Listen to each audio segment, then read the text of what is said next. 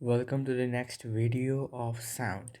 तो इस चैप्टर में हम पढ़ेंगे two types of mechanical wave, जो कि हमें पता है, ट्रांसवर्स वेव और है longitudinal wave. Now we will talk about their definitions कि इसका मतलब क्या है। Transverse wave,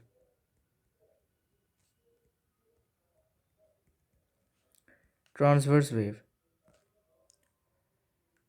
if particles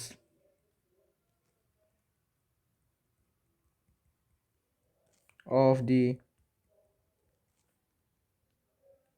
medium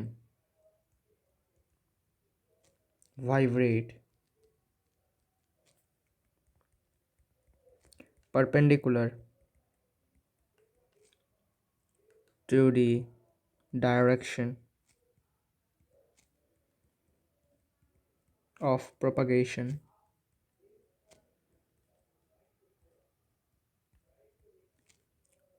of the wave, then the wave is called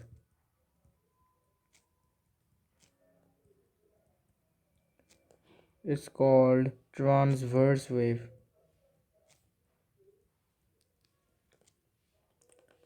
ठीक है, तो ट्रांसवर्स वेव जो है वो किसे कहते हैं।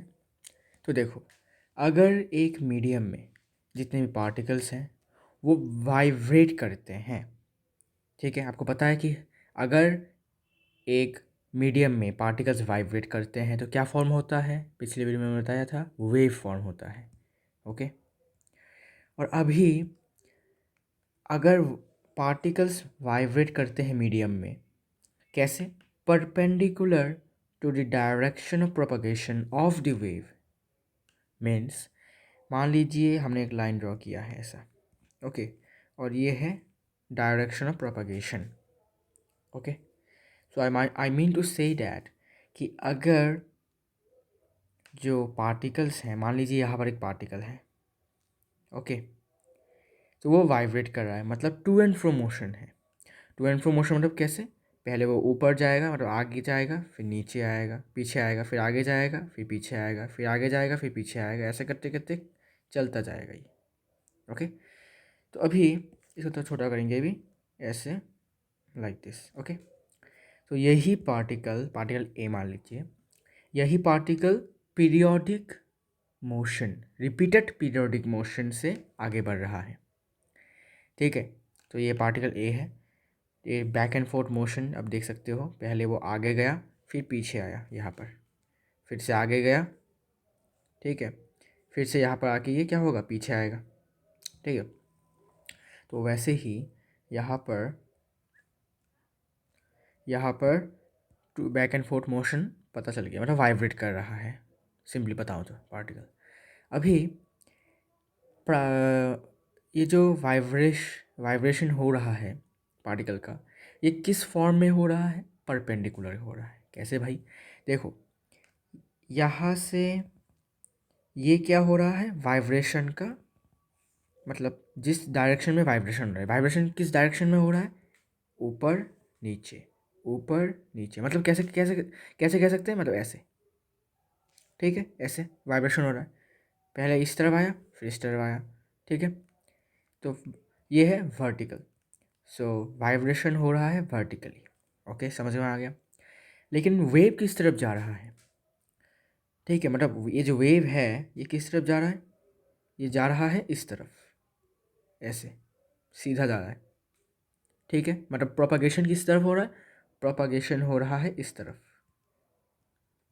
ठीक है, मतलब वेव ट्रैवल इस तरफ कर रहा है, और वेव के पार्टिकल किस डायरेक्शन में, सॉरी, किस दिशा में वाइब्रेट कर रहा है, इस दिशा में, ऊपर नीचे, ऊपर नीचे, मतलब what you can say, vertically. एक बार ऊपर गया, फिर नीचे आया, फिर ऊपर गया, फिर नीचे आया, ऐसे वर्टिकली। और प्रोपगेशन हो रहा है हॉरिजॉन्टली। तो हमें पता है कि वर्टिकल लाइन और हॉरिजॉन्टल लाइन के बीच में कितना एंगल होता है, 90 डिग्रीज।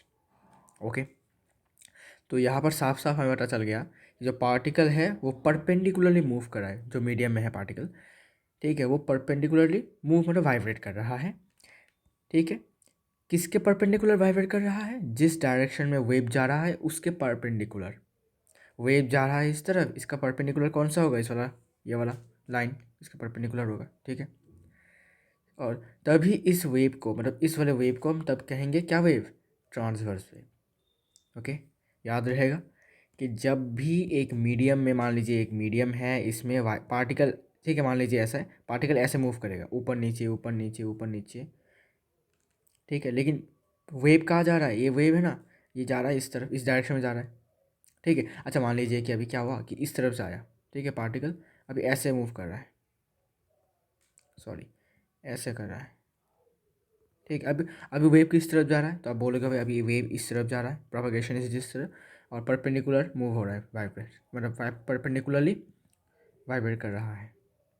एक बार पार्टिकल इस बार इस जगह पर आया, पार्टिकल एक बार, फिर इस जगह पर आया, मतलब इस जगह पर, ओके, ठीक है। वर्टिकली इसका वाइब्रेशन है और प्रोपगेशन है हॉरिजॉन्टली, और दोनों के बीच में एंगल कितना होता है? 90 डिग्रीज, ठीक है। और तभी इसी वेव को हम बोलते हैं ट्रांसवर्स वेव। ओके, तो आई होप आपको समझ में आया होगा कि ट्रांसवर्स वेव किसे कहा जाता है। One more thing to add, a transverse wave, a transverse wave travels in the form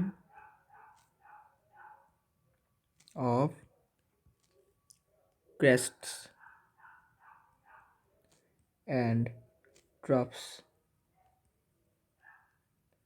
crest and troughs. अभी क्रेस्ट कौन है, ट्रफ कौन है, ये अभी हम बात करेंगे। एग्जाम्पल जान लेते हैं ट्रांसवर्स वेव के एग्जाम्पल। तो ये होता है वेव इन स्ट्रिंग, गिटार में जो स्ट्रिंग होते हैं उसमें वेव होता है, और वो वेव ट्रांसवर्स वेव होता है। मतलब क्या हुआ कि ये ऐसे ऐसे मूव करेगा जो वेव है, समझ में आ गया? ऐसे वेव करेगा मूव, ठीक है। और दूसरा एग्जांपल है वेव इन वाटर सरफेस। जो हम रिपल्स देखते हैं पानी में, जब हम एक पत्थर को ड्रॉप करते हैं, या फिर किसी भी ऑब्जेक्ट को, हम पत्थर हो, it can be a small paper piece, मतलब क्रम्बल्ड पीस, मतलब बॉल जैसा अगर हम शेप देके इसको नीचे ड्रॉप करते हैं, तब भी एक लहर, रिपल, छोटा सा रिपल फॉर्म होता है, ठीक है। और वो वेव जो फॉर्म होता है वो भी क्या होता है? ट्रांसवर्स वेव कहलाता है। मतलब क्या कि उसका परपेंडिकुलरली, उसका जो पार्टिकल है वो परपेंडिकुलरली वाइब्रेट कर रहा है, और लेकिन उसका जो डायरेक्शन है, मतलब वेव जो जा रहा है वो परपेंडिकुलर है इसके, जो जिससे वाइब्रेशन हो रहा है। ओके, नाउ ट्रांसवर्स वेव का डायग्राम हम ड्रा करेंगे।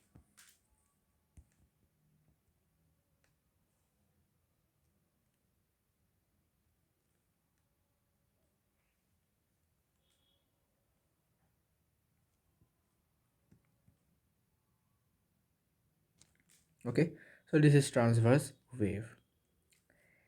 तो अगर इसको हम पॉइंट ज़ीरो माने या फिर ओ माने, ओके, तो इसको हम ओ मान लेते हैं, और ये है इस तरफ डायरेक्शन। तो ये वाला है डिस्प्लेसमेंट ऑफ द पार्टिकल, मतलब पार्टिकल का डिस्प्लेसमेंट किस डायरेक्शन में हो रहा है, और ये है टाइम इस तरफ। ओके, टाइम के साथ साथ वाइब्रेट, मतलब कितना तक डिस्प्लेसमेंट हो रहा है पार्टिकल का, ठीक है। तो ये हो गया। अभी क्रेस्ट कौन है और ट्रफ कौन है? ओके, तो क्रेस्ट है ये वाला पार्ट, ऊंचे ऊंचे पार्ट एकदम, और ट्रफ्स हैं ये वाले पार्ट्स, ठीक है। So let this be point A और let this be point B. So A and B क्या है? क्रेस्ट्स हैं। और इसे मान लीजिए सी, और इसे मान लीजिए डी। तो सी और डी जो है वो है ट्रफ्स। ओके, सारे होगा आपको समझ में आया होगा कि क्रेस्ट्स कौन है और ट्रफ्स कौन है। तो क्रेस्ट मतलब पार्टिकल के मीन पोजीशन से जितना हाईएस्ट उसका पॉइंट है जो उसने डिस्प्लेस किया है उसको हम बोलते हैं क्रेस्ट। मतलब मान लीजिए पार्टिकल यहाँ पर है, ठीक है, तो मैक्सिमम कितना दूर तक गया है, ये है उसका मैक्सिमम पॉइंट।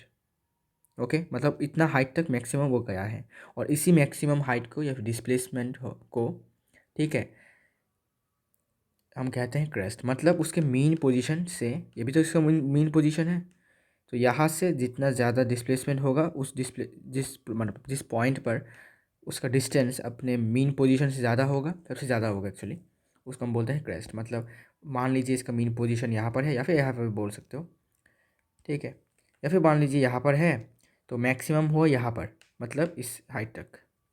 ओके, इतना हाइट तक है ये, मतलब ओ से ए तक का डिस्टेंस सबसे ज़्यादा है। तो अगर मैं ओ से इतना तक का डिस्टेंस लूँ, तो अगर पी लूँ, तो ओ पी जो है, ओ पी जो है वो छोटा है किससे, ओ ए से। Okay, so O A is the greatest, मतलब ओ से ए तक का जो डिस्टेंस है सबसे ज़्यादा है। ओके, और इसी को हम उस वाले पॉइंट को कहते हैं क्रेस्ट। मतलब जिस पॉइंट से, मतलब जिस पॉइंट पर जो है, मतलब कह सकते हो कि जिस पॉइंट से ओ का डिस्टेंस सबसे ज़्यादा है उसी को हम क्रेस्ट कहेंगे। सिमिलरली ओ से सी, मतलब ओ से सी तक का डिस्टेंस सबसे ज़्यादा है। क्यों भाई? क्योंकि जैसे इसका मीन पोजीशन ये है ओ, तो वैसे वो नीचे भी जाता है particle, back and forth motion. तो ओ से सी तक का जो डिस्टेंस है सबसे ज़्यादा है, ठीक है, एज कम्पेयर टू बाकी distance. It can be O A, तो ओ ए जो है वो छोटा है ओ सी से, ठीक है। मतलब ओ सी, मतलब ओ से सी तक का डिस्टेंस सबसे ज़्यादा है। ओ क्या है? Mean position of the particle. Mean मतलब ओरिजिनल पोजीशन। तो ओरिजिनल पोजीशन से सबसे ज़्यादा डिस्टेंस में जो पॉइंट रहेगा उसी को हम कहते हैं क्रेस्ट। अगर ऊपर की तरफ हो, एलिवेशन हो, एलिवेशन, एलिवेशन हो तो क्रेस्ट। अगर डिप्रेशन हो तो ट्रफ। डिप्रेशन मतलब नीचे की तरफ। Okay, so this crest and trough, इसका हम डेफिनेशन हम पढ़ेंगे अच्छे से। नाउ क्रेस्ट, क्रेस्ट क्या है? The point of, sorry, the point on the elevation of the medium whose distance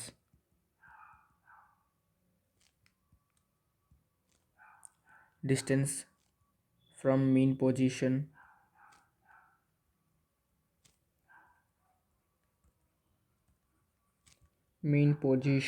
is maximum, is known as crest।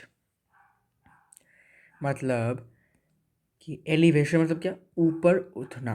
मतलब जैसे एलिवेशन मतलब एलिवेटर, एलिवेटर क्या होता है? हमें ग्राउंड फ्लोर से फर्स्ट फ्लोर सेकंड फ्लोर तक लेके जाता है और वही हमें नीचे भी लाता है। लेकिन अभी के लिए एलिवेटर मान लो। एलिवेशन मतलब एलिवेटर से याद रखो कि हमें नीचे से ऊपर जाना है, मतलब अपग्रेड, डाउनग्रेड नहीं। ओके, तो अपग्रेड जब भी हो रहा है, मतलब जो वेव है, मतलब पार्टिकल है, अपने मेन पोजीशन से सबसे दूर वाला जो पॉइंट है, ठीक है, मतलब जिस पॉइंट में वो जो पार्टिकल है वो सबसे दूर है अपने ओरिजिनल पोजीशन से, ठीक है। मान लीजिए कि एक एग्जांपल लेते हैं कि ये एक लड़का है ए, ये यहाँ पर है, ठीक है, और उसका घर है बी पॉइंट पे, और उसका डिस्टेंस कितना है? 5 मीटर। सिमिलरली अभी ए 7 मीटर दूर अपने एक मामा के घर है, बी है अपना घर और सी है मामा का घर, ठीक है। तो आप मुझे बता सकते हो कि कौन सा वाला डिस्टेंस सबसे ज़्यादा है? तो आप बोलोगे सी, क्योंकि इसका डिस्टेंस 7 मीटर है और इसका 5 मीटर है, तो ऑब्वियसली 7 ज़्यादा है। मतलब क्या सी पॉइंट क्या है? क्रेस्ट है, ठीक है। मतलब अपने ओरिजिनल पोजीशन से वो सबसे दूर कहाँ पर है, सी पॉइंट पर। तो वैसे ही जिस पॉइंट पर मतलब पॉइंट ए जो है अभी क्या बन गया है, क्रेस्ट। क्यों भाई, कि बिकॉज पॉइंट ए जो है वो ओ से सबसे ज़्यादा दूर है। किसके रेस्पेक्ट में, एलिवेशन के रेस्पेक्ट में, ठीक है। और वैसे ही अगर मैं सी की बात करूँ तो सी क्या है, ओ से सबसे दूर है, लेकिन किस रेस्पेक्ट पे, डिप्रेशन के रेस्पेक्ट पे, मतलब नीचे जाना। डिप्रेशन से आपको क्या पता चल रहा है कि नीचे, डाउनग्रेड होना। ओके, सो ओरिजिनल पोजीशन से अगर एलिवेशन के रेस्पेक्ट में सबसे ऊंचा पॉइंट है तो उसे हम क्या कहेंगे, क्रेस्ट। और अगर सेम ओ पॉइंट से अगर डिप्रेशन के रेस्पेक्ट पे बात करें और सबसे ज़्यादा मैक्सिमम डिस्टेंस अगर हम बात करें कि ओरिजिनल पोजीशन से सबसे मैक्सिमम डिस्टेंस किसका है and with respect to depression, तो आप बोलोगे ट्रफ। ओके, तो क्रेस्ट का डेफिनेशन को पता चल गया कि the point on the elevation of the medium whose distance from the mean position is maximum. Mean position से जिसका डिस्टेंस सबसे ज़्यादा होगा उस वाले पॉइंट को हम कह देंगे क्रेस्ट, अगर वो एलिवेशन का हुआ, ठीक है। अभी ट्रफ,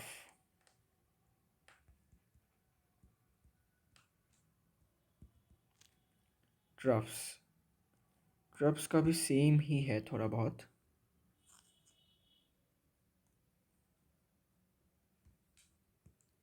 ये होगा point, the point on the depression, okay, the point on the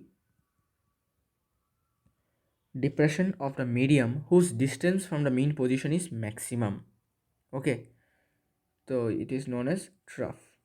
definition same ही है, बस एलिवेशन और डिप्रेशन में डिफरेंस होगा, ओके।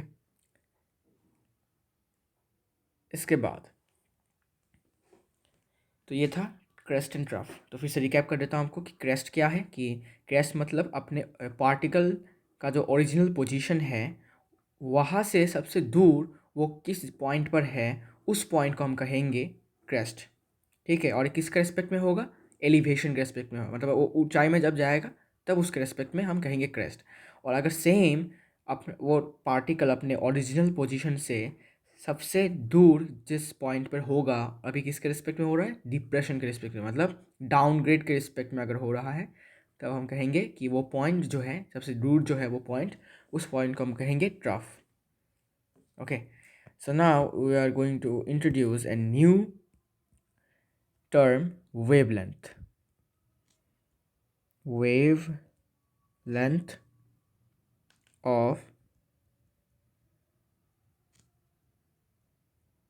transverse wave। तो वेवलेंथ क्या है, तो वेवलेंथ जो है इसका डेफिनेशन जानेंगे, क्या है, the distance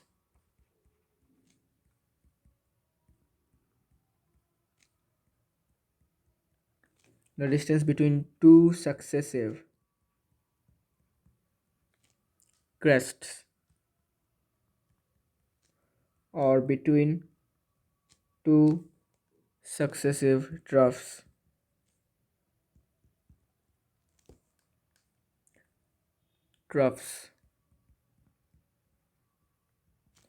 is known as wavelength of the transverse wave। तो ट्रांसवर्स वेव का जो वेवलेंथ है वो क्या है, the distance between the two successive crest और between the two successive troughs. मतलब अभी जो हमने डायग्राम ड्रॉ किया यहाँ पर, इसमें दो सक्सेसिव क्रेस्ट के बीच में या फिर दो सक्सेसिव ट्रफ्स के बीच में जो डिस्टेंस होगा उसे हम कहेंगे वेवलेंथ। जैसे कि टू सक्सेसिव क्रेस्ट कौन से हैं, ए और बी, ये दो टू सक्सेसिव क्रेस्ट हैं, ओके। और सी और डी क्या है, टू सक्सेसिव ट्रफ्स। मतलब ए से लेकर बी तक के बीच में जो डिस्टेंस है उसी को हम क्या कहेंगे, वेवलेंथ। सिमिलरली सी सी से डी तक का जो डिस्टेंस है उसी को हम कहेंगे वेव लेंथ, ओके। समझ में आ गया। और दूसरी बात, ऐसा नहीं है कि सिर्फ दो सक्सेसिव क्रेस्ट या फिर दो सक्सेसिव ट्रप्स के बीच में जो डिस्टेंस है वही सिर्फ वेवलेंथ हो। वेवलेंथ मतलब एक complete wave. Okay, remember wavelength means a complete wave. तो कंप्लीट वेव कहाँ कहाँ हो रहा है? देखो, वेव यहाँ से स्टार्ट हो रहा है, देखो यहाँ से स्टार्ट होकर वेव नीचे गया, नीचे आके फिर से सेम पॉइंट पर आया, देखो मतलब सेम पोजीशन में आया। देखो पहले यहाँ से स्टार्ट हुआ, तो ये पोजीशन है, ये से ऐसा पोजीशन है इसका एकदम स्ट्रेट, ठीक है। यहाँ से अगर स्ट्रेट लाइन ड्रॉ करें तो इसका पोजीशन है ओरिजिनल पोजीशन। तो यहाँ से ओ से स्टार्ट होकर ए में गया, ए में जाने के बाद फिर से नीचे आते आते फिर सी में गया, सी में जाने के बाद फिर से इस पॉइंट पर आके गया, इस लाइन में फिर से आया, ठीक है। तब जाके हम कहेंगे कि यह है कंप्लीट वेव, और इसी को हम कहेंगे क्या? वेवलेंथ, ठीक है। तो ओ से पी तक का जो डिस्टेंस है या फिर ओ पी है वो वेवलेंथ है, ठीक है। तो अभी बोलोगे कि भाई तो ये क्या था, ये और इसके बीच में डिस्टेंस क्या था, ये क्या था? फिर ये वेवलेंथ नहीं था क्या? ये भी वेवलेंथ था। क्यों है? देखो, यहाँ से यहाँ तक अगर वेवलेंथ हो सकता है तो ऑब्वियसली यहाँ से यहाँ तक भी वेवलेंथ होगा, जाहिर सी बात है। देखो यहाँ से वेव स्टार्ट होकर क्रेस्ट को टच करके ट्रफ को टच करके फिर से इसी लाइन में आ गया, ठीक है। मतलब ये कंप्लीट वेव हो गया। अगर मैं अभी वेव को यहाँ से स्टार्ट करूँ, ठीक है, यहाँ से स्टार्ट किया, ओ से स्टार्ट नहीं किया, तो वेव कहाँ तक जाएगा? यहाँ से जाने के बाद क्रेस्ट को टच करेगा, इसको टच करेगा, फिर इसी से एकदम स्ट्रेट एक लाइन रहेगा, तो वहाँ पर जाके क्या होगा? ये होगा वो पॉइंट जहाँ पर वेव ख़त्म होगा। ओके, तो पॉइंट ओ से स्टार्ट हुआ, पॉइंट पी पे ख़त्म हुआ, तो अभी ओ पी एक वेवलेंथ है, ये भी एक वेवलेंथ है। तो वेवलेंथ का सरासर मीनिंग क्या है? कि एक कंप्लीट वेव को ही बोलते हैं वेवलेंथ, ठीक है। Complete wave is called wavelength. मतलब जहाँ पर एक वेव टोटली कंप्लीट हो जाता है एकदम, एंड स्टार्ट से एंड एकदम, मतलब एकदम शुरू से अंत तक अगर वेव बनता है तो उसी को हम कहेंगे वेवलेंथ। तो अभी बोलो, तो यहाँ से अगर हम वेव को स्टार्ट करते हैं तो मुझे बताओ कि वेवलेंथ कौन सा होगा? तो आप बोलोगे वेवलेंथ होगा यहाँ से यहाँ ओ से पी तक होगा वेवलेंथ। क्यों? क्योंकि यहाँ से स्टार्ट किया, फिर नीचे गया, ऊपर से नीचे गया, फिर यहाँ पर सेम लाइन पर आके हम फिर से मीट हो गया, मतलब ये हो गया complete wave length. Complete wave मतलब क्या हो गया? ओपी हो गया वेवलेंथ। ओके, अगर मैं आपको बोलूँ कि मैंने अभी इसको यहाँ से स्टार्ट किया, ओके, तो अब मुझे बताओ कि वेवलेंथ सॉरी कंप्लीट वेव मतलब कहाँ पर जाके होगा वेव कंप्लीट? तो मैंने यहाँ से स्टार्ट किया, करते करते करते ऊपर गया, जब तक कि सेम लाइन में ना आ जाए तब तक वेव ख़त्म नहीं होगा। ये हो गया कंप्लीट वेव। इस लाइन में देखो, इस ये वाला जो पॉइंट है जिस लाइन में होगा वही होगा कंप्लीट वेव ये, ठीक है। तो ये हो गया कंप्लीट वेव। तो ये पी पॉइंट और ये ओ पॉइंट, ये हो गया कंप्लीट वेव। ओके, तो ओ पी हो गया वेवलेंथ। सिमिलरली अगर मैं इसको यहाँ से स्टार्ट करूँ तो, ठीक है, अगर मैं इसको यहाँ से स्टार्ट करूँ तो मेरे को एक वेव बनाना पड़ेगा, ऑब्वियसली बात है। या मैंने ऐसे किया, फिर नीचे गया, फिर जब आके इस वाले पॉइंट पे मीट होगा इसके स्ट्रेट लाइन से, ये होगा एक कंप्लीट वेव। समझ में आ गया? आई होप आपको समझ में आ गया होगा। सो वेवलेंथ का ज़रूरत नहीं है कि हमें सिर्फ दो सक्सेसिव क्रेस्ट या फिर दो सक्सेसिव ट्रप्स के बीच में डिस्टेंस ही वेवलेंथ हो। Wavelength means a complete wave, ठीक है। तो इसको इसको आप इसे लिख के रख सकते हो, ए कंप्लीट वेव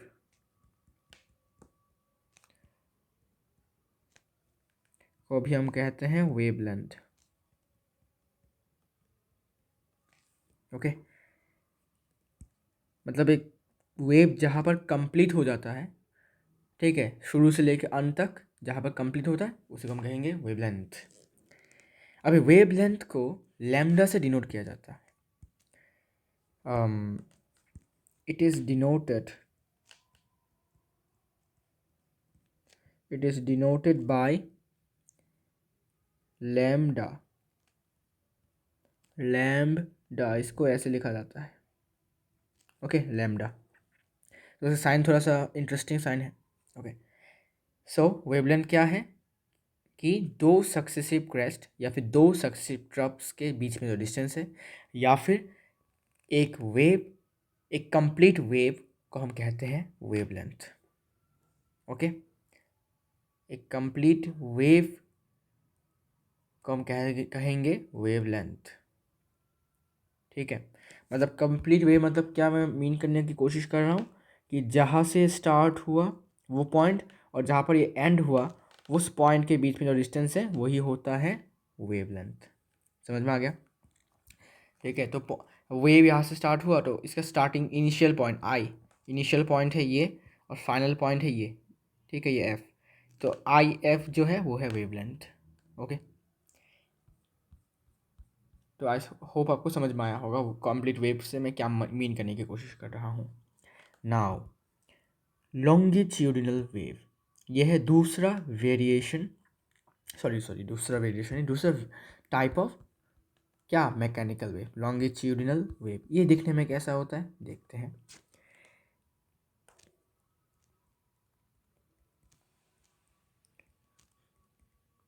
लॉन्गिट्यूडिनल वेव, इसका डेफिनेशन भी थोड़ा बहुत सेम है। ठीक है, तो मैं इसको कॉपी कर लेता हूँ।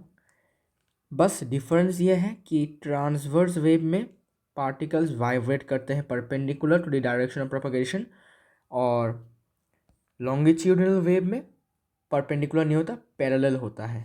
ठीक है, तो यहाँ पर क्या होगा, मीडियम से vibrate parallel, parallel to the sorry parallel to the direction of propagation of the wave, then the wave is called longitudinal wave.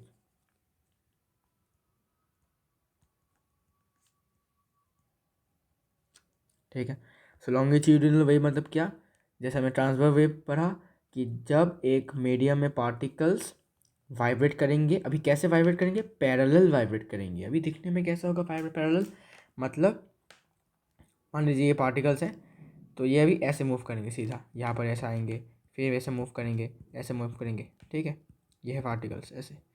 ठीक है, लेकिन वेव ट्रांसवर्स ये है हमारा लॉन्गिट्यूडिनल वेव, ये दिखने में ऐसा होता है, थोड़ा सा वियर्ड है लेकिन दिखने में ऐसा होता है। ओके, तो इसको हम अगर अच्छे से ड्रॉ करते हैं, अच्छा पहले लिख लेते हैं कि लॉन्गिट्यूडिनल वेव कैसे बनता है। Okay, so A longitudinal wave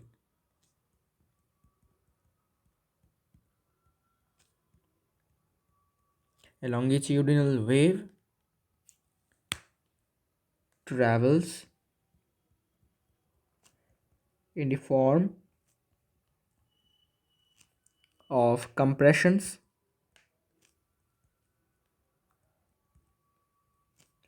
and rarefactions। अभी ये क्या है भाई, कंप्रेशन रेयरफैक्शंस। देखो लॉन्गिट्यूडिनल वेव का अगर हम डेफिनेशन हमने पढ़ा अभी, अगर डायग्राम बताते हैं तो इससे डायग्राम से हमें ये पता चलता है कि पार्टिकल्स पैरेलली मूव करते हैं। ठीक है, अभी पैरेलली मूव करेगा तो क्या होगा, वेव फॉर्म नहीं होगा। आई मीन टू से वेव मतलब कि ऐसे लहर फॉर्म नहीं होगा। ठीक है, कैसा फॉर्म होगा, ये पार्टिकल है, ये आगे जाएंगे, फिर ऐसे पार्टिकल होंगे, फिर से आगे मतलब वाइब्रेट होते होते आगे बढ़ेंगे ना, तो ऐसे ऐसे करके जाते हैं। तो इसको अगर हम कंप्लीटली अच्छे से ड्रॉ करें तो हमें पता चलेगा कि देखने में कैसा है। मैंने थोड़ा सा टेम्पोरली ड्रॉ किया है इसलिए आपको समझ में नहीं आ रहा होगा, आई नो।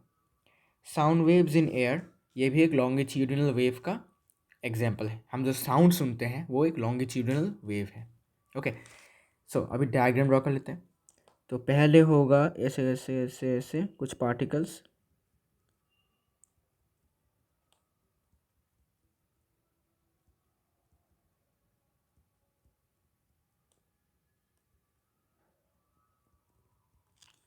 ये है पार्टिकल्स। इसके बाद अभी थोड़ा सा ट्विस्ट आता है इसमें, वेट इसको थोड़ा और बड़ा कर देते हैं, ज़्यादा बड़ा नहीं हो गया ना। ठीक है, अच्छा इसको एक्चुअली ये वाला करता हूँ।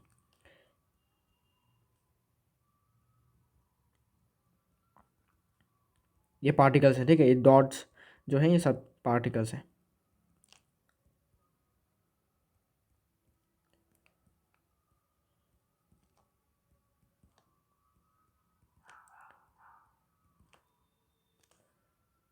ये थोड़ा सा आउट ऑफ ऑर्डर हो गया।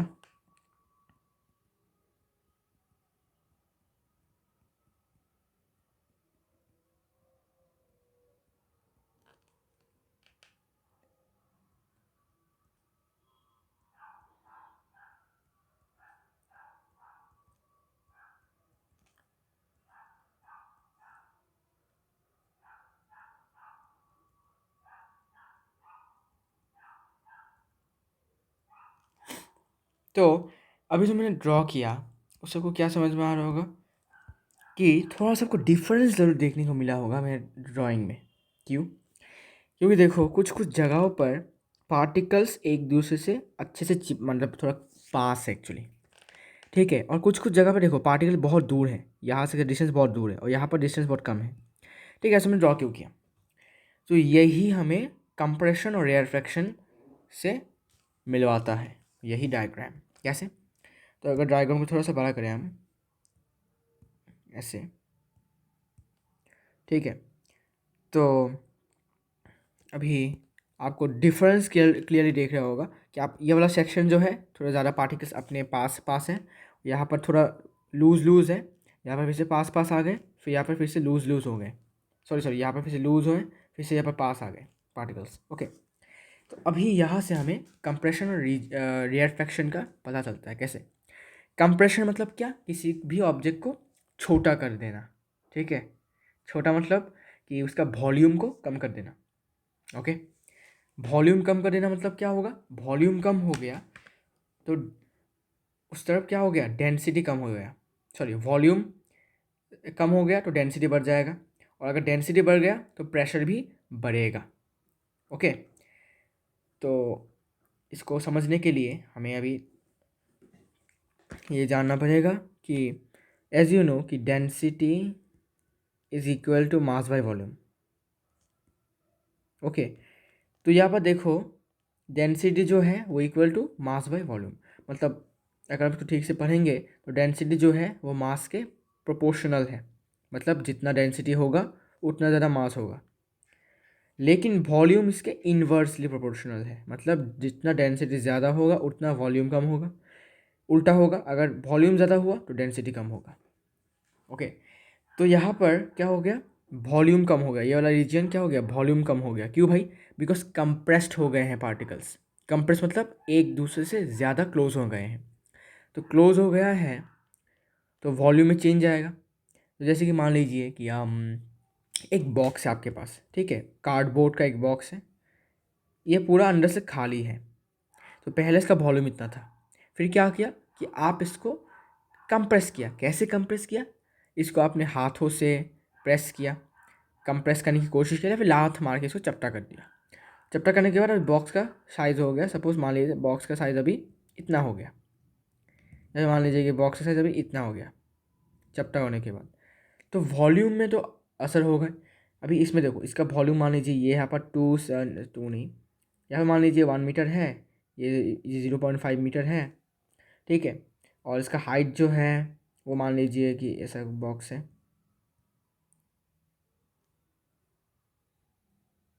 ये बॉक्स है, तो लेंथ है, हाइट है हो गया, हाइट हो गया मान लीजिए अच्छा कुछ 1 मीटर पकड़ते हैं, और लेंथ को 2 मीटर पकड़ते हैं, और ब्रेथ को 0.5 मीटर। तो यहाँ पर इसका वॉल्यूम हो जाएगा कुछ 2 × 0.5 मतलब होगा, ठीक है। फिर यहाँ पर इसका वॉल्यूम कितना होगा? यहाँ पर देखो इसका वॉल्यूम बहुत छोटा है, इसका वॉल्यूम, वेट, इसका वॉल्यूम यहाँ पर बहुत ज़्यादा कम है।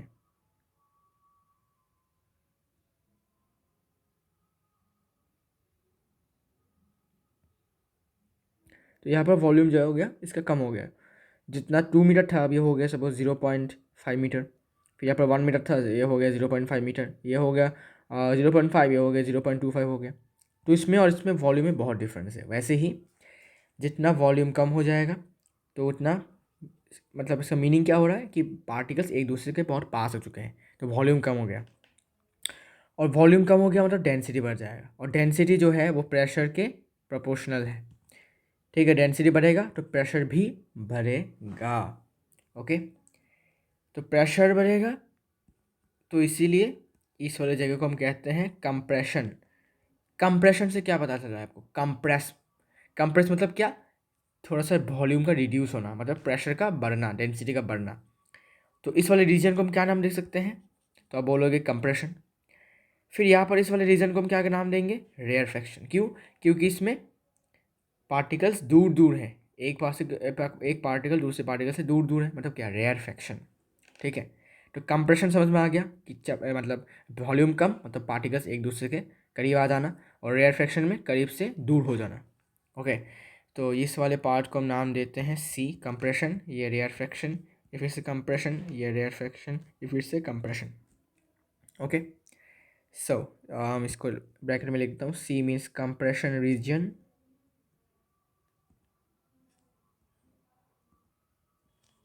और आर है रेयरफेक्शन रीजन। ओके, सो कंप्रेशन और रेयरफेक्शन का हमें पता चल गया। अभी डेफिनेशन भी जानेंगे इसका, रेयरफेक्शन कंप्रेशन का डेफिनेशन भी। तो ये है क्या, ये है ट्रांसवर्स वेव। तो ट्रांसवर्स वेव देखने में थोड़ा वियर्ड ज़रूर लगता है, ठीक है। तो सुंदर अगर मैं बोलूँ तो transverse longitudinal wave, longitudinal wave का डायग्राम है ये। देखने में थोड़ा वियर्ड ज़रूर लगेगा, लेकिन ट्रांसवर्स वेव का जो डायग्राम है वो थोड़ा सुंदर लगता है मेरे को। Okay, so now what is compression. Compression,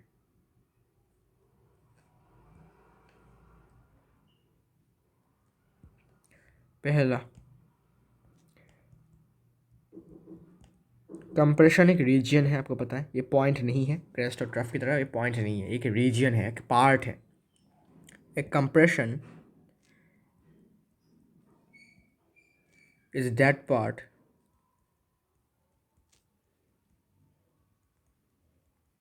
of a longitudinal wave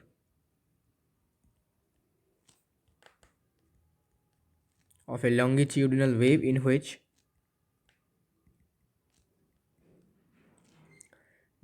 the particles of the medium are closer to one another than they normally are.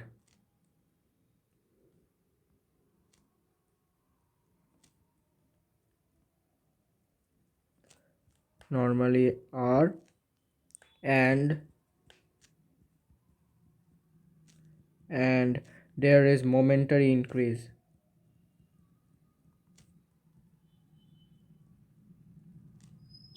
नहीं, momentary reduction, momentary reduction in volume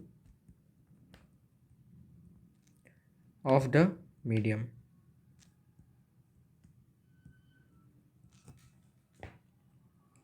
so compression क्या है, compression एक ऐसा part है, वो part है actually longitudinal wave का, part बोल सकते हो या फिर रीजन बोल सकते हो, जहाँ पर पार्टिकल्स जो है मीडियम के वो एक दूसरे से ज़्यादा क्लोज होते हैं दैन दे नॉर्मली आर, मतलब नॉर्मल जब नॉर्मल डिस्टेंस में जो रहते हैं ऐसे ऐसे, उससे भी क्लोज, मतलब ऐसे रहते हैं जैसे मैंने दिखाया आपको। ओके, तो नॉर्मली ऐसा रहता है, ये नॉर्मल है, और ये है कंप्रेस्ड में, मतलब सी कंप्रेशन रीजन। ओके, और इसमें there is an momentary reduction in volume, मैंने बोला था वॉल्यूम का रिडक्शन होना, मतलब वॉल्यूम कम हो जाना, छोटा हो जाना, ठीक है, ऑफ द मीडियम का जो वॉल्यूम है थोड़ा कम हो जाता है, थोड़ा सा। ओके, अगर पार्टिकल्स ज़्यादा हुए तो ज़्यादा वॉल्यूम कम होगा, अगर कम हुआ पार्टिकल तो कम। ओके, ये था compression. Now what is rarefaction.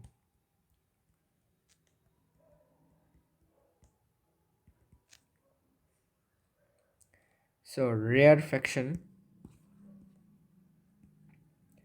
इसका भी डेफिनेशन थोड़ा कॉपी कर लूँगा, यहाँ पर मैंने पेस्ट कर दिया। तो एक कंप्रेशन की जगह पर होगा एक rarefaction. A rarefaction is that part of a longitudinal wave in which the particles of the medium are further apart than normal.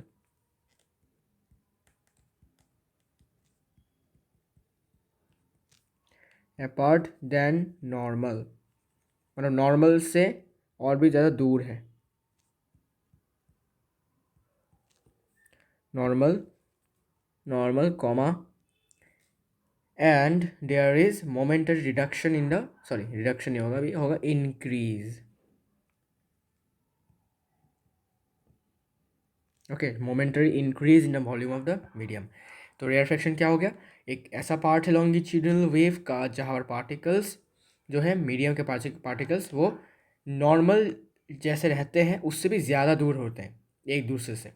मान लीजिए नॉर्मल ऐसे रहते हैं, नॉर्मल रहते हैं ऐसे, इससे भी दूर मतलब ऐसे, ठीक है, ऐसे रहते हैं, ओके, नॉर्मल से भी ज़्यादा दूर।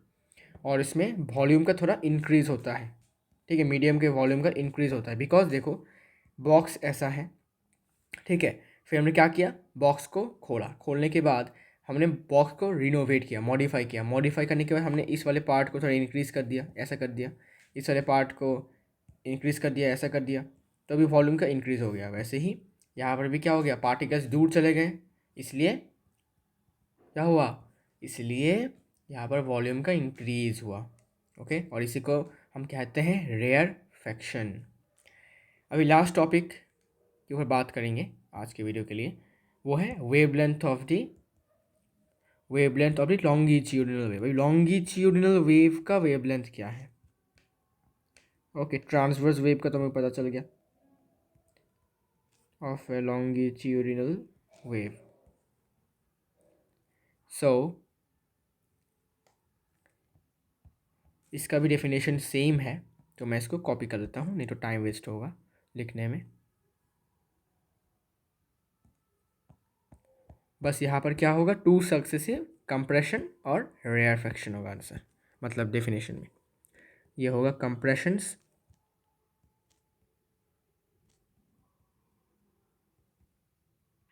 और ये होगा rarefactions, is known as wavelength of the longitudinal wave.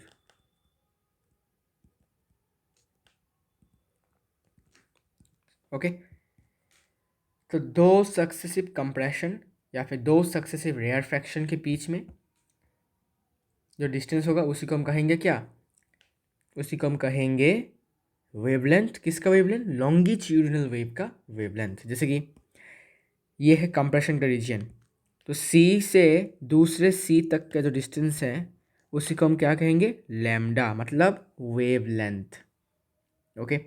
Similarly ये एक रेयरफैक्शन है, ये एक रेयरफैक्शन है, इन दोनों के बीच में जो डिस्टेंस हुआ उसी को हम कहेंगे लैम्डा अगेन, वेवलेंथ, ओके।